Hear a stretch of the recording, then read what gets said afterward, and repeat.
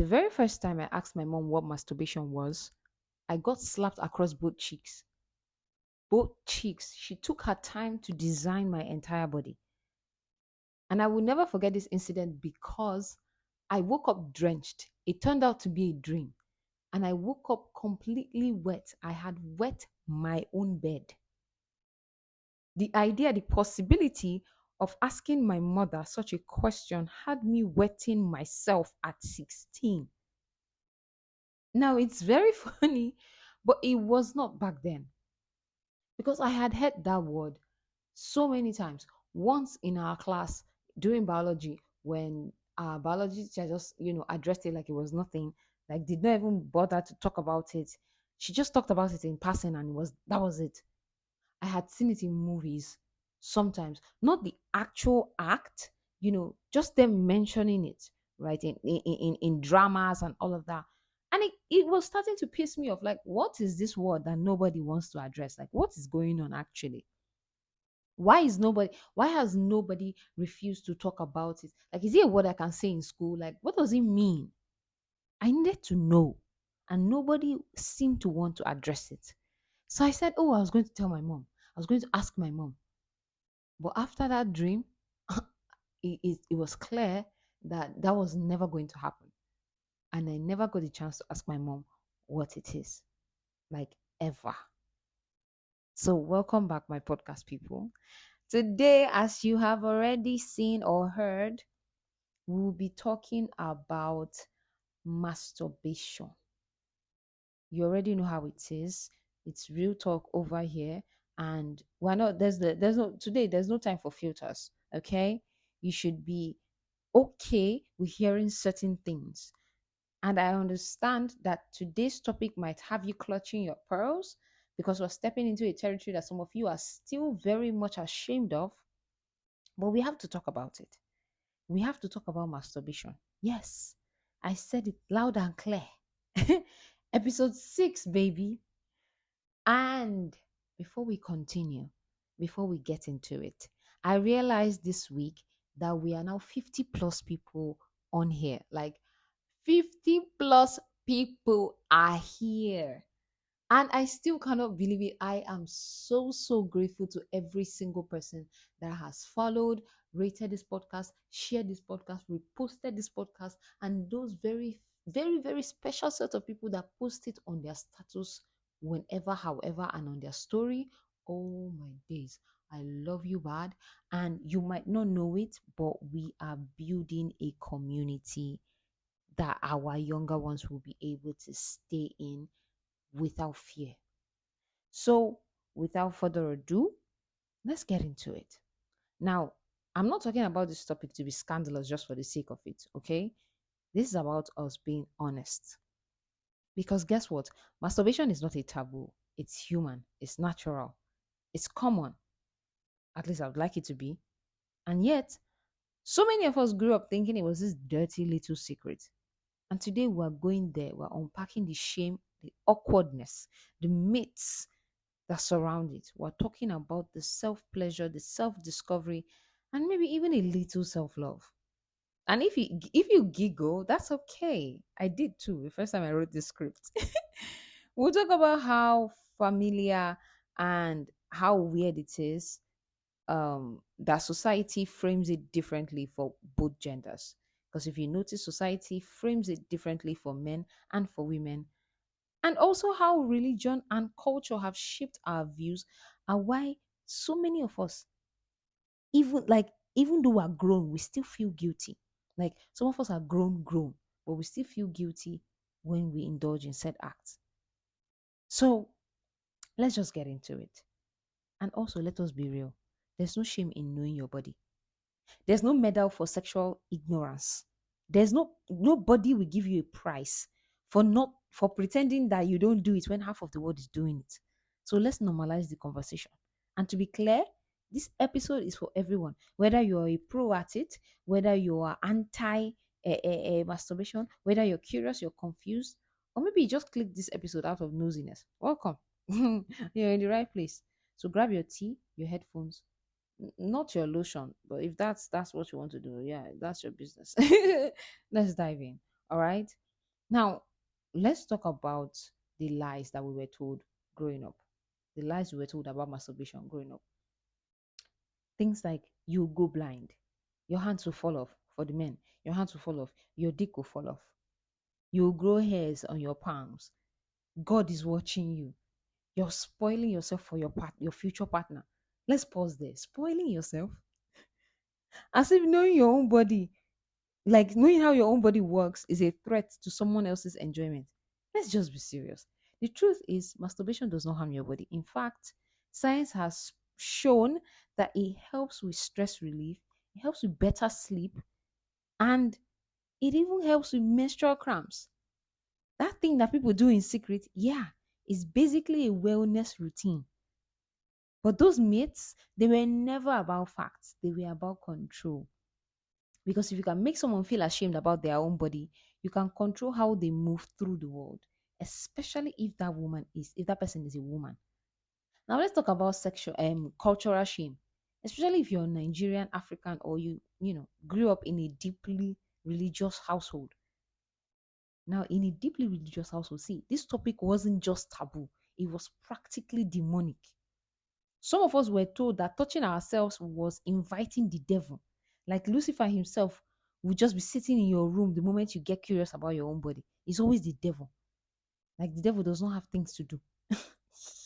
Well, it's deeper than jokes, okay? That silence and shame we grew up with, it created adults who were disconnected from their own bodies. Adults who feel pleasure and immediately feel guilt. Adults who cannot communicate their desires because they were never allowed to explore them. That shame did not just kill curiosity, it stole autonomy. And let's be honest. If you're a guy, society will chuckle and pat you on the back for masturbating because, boys will always be boys.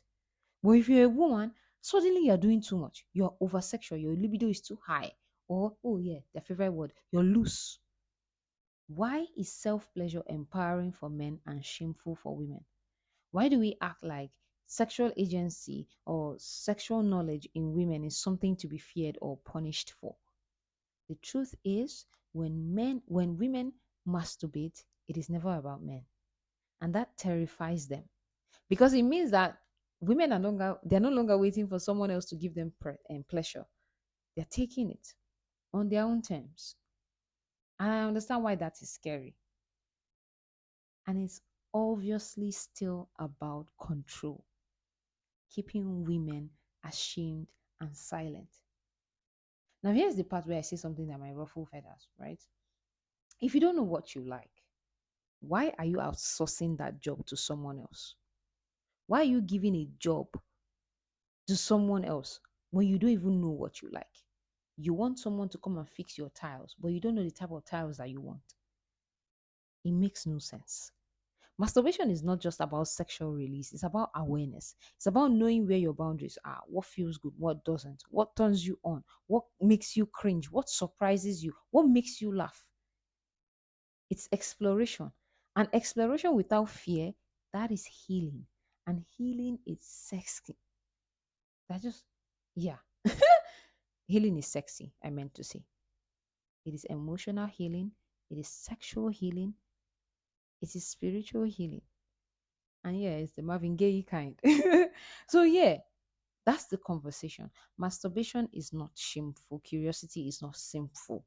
And talking about your body does not make you less holy or less decent or less of a good girl. It makes you honest. So whether you're a daily explorer or you're just figuring things out, here's the message. There's nothing wrong with you. Okay? Your body is not the enemy. Now we've talked about why now, and so let's get into the how. Let's be honest. Some of us were so deeply ashamed about this topic that even the idea of it felt so foreign and confusing. There is no one size fit all method. Now, step one, you have to set the mood. And I know that this might be difficult for you to hear, but you don't need candles or maybe R&B playing in the background unless you want to, okay? The point is you have to get comfortable. Privacy, silence, maybe even a locked door. Whatever helps your brain feel safe. But pleasure begins in the mind. And because of that, you have to do whatever makes you feel safe. And if you're tense or scared that someone is going to barge in, it might not be fun. So set the mood, right? Step two, start slow. There's no rush. You don't need a toy or a special tool. Okay? You can start by just touching your body gently. Introduce In fact, you can start by introducing yourself to your body. Sit in front of the mirror. Open your legs wide. Sit in front of the mirror. Look in look in between your legs. Look at what you have in there, because some of you have never seen that before. You've never seen what you look like down there. Look in between your legs. Now, starting slow means touching all those parts that you would like that they be touched when you're with someone else. You notice that there are certain places that you would have preferred that that boy touched, when y'all were together. Touch them when you're by yourself. Start to think about the frequency, how much you like those places to be touched. Do it yourself. Every single thing you've thought about doing when you're with someone else, do it when you're by yourself. But start slow. The goal is to follow what feels good and not what you've seen online. Okay? Connect with those areas that help you to feel sensation. And then you can slowly move to your genitals when you feel ready. You can use lube, which is step three. Use lube. Friction is not your friend. A little water-based lube can make things feel very smooth and very, very pleasurable, especially for women. And yes, you are allowed to enjoy comfort. You're not being extra, you're being intentional. Step four, breathe, relax, be curious. It's not a race to orgasm.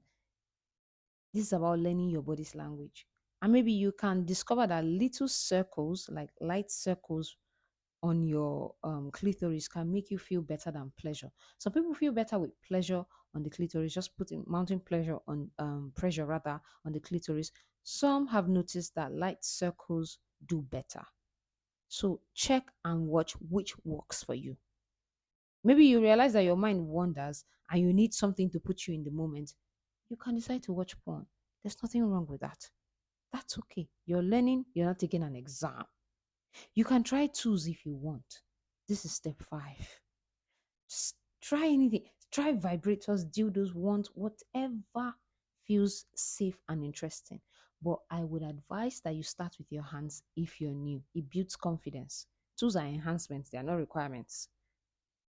So try with yourself. And when you're done, please don't forget to clean yourself. Clean after yourself. Cleanliness is self care. Okay? Masturbation is self communication. You're literally learning your yes, your no, your maybe, your more, because that helps. That's power. You can now tell someone what to do with your body when you know your body. If you don't know your body, you wouldn't know what to tell your partner. And I think that is scary. You cannot serve a food that you have not tested. You cannot cook and serve without testing what you were cooking. That would mean that you're trying to poison someone else. I hope you've learned a thing or two from this, and I hope it did not make you cringe more than necessary. If you did, just hold on to that feeling. It will get better. Okay? So I hope you practice more, and remember that masturbation should not be a thing of shame, it should be a thing of power. Take your power back. Okay? Love you. Mwah.